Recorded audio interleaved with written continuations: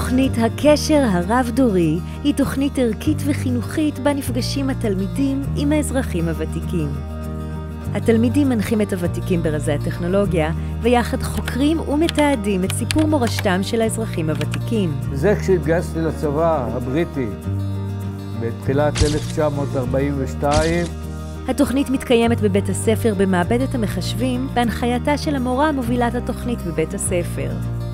האזרח הוותיק יכול להיות סבא או סבתא, בן משפחה של התלמיד, או אזרח אליו התוודע התלמיד לראשונה במהלך התוכנית. אני לומד הרבה דברים חדשים, וזה גם חוויה, חוץ מזה שאני לומד. המפגשים מייצרים למידה משמעותית ודיאלוג אשר תורמים להבנה של בן הדור האחר. התלמידים נחשפים לסיפורי החיים ולערכים של האזרחים הוותיקים.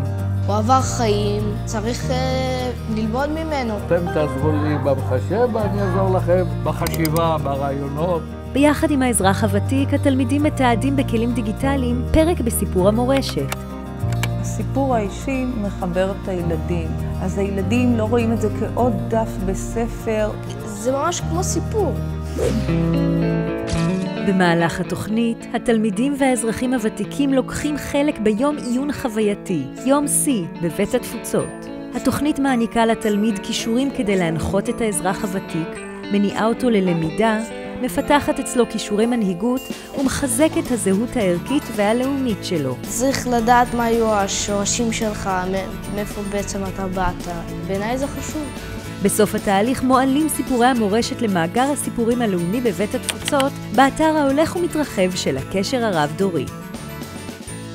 במשך כל שנות קיומה, התלמידים המשתתפים בתוכנית זכו לחיזוק ערכי הסובלנות, ההקשבה, השיתוף והנתינה, ההתנדבות והתרומה לזולת. אני לומד דברים נפלאים, אני בא לעולם חדש שאני הולך ומתקדם בו. אני גאה בזה. אני יכול לקחת ממנו דוגמה. הצטרפו אלינו www.ravdori.co.il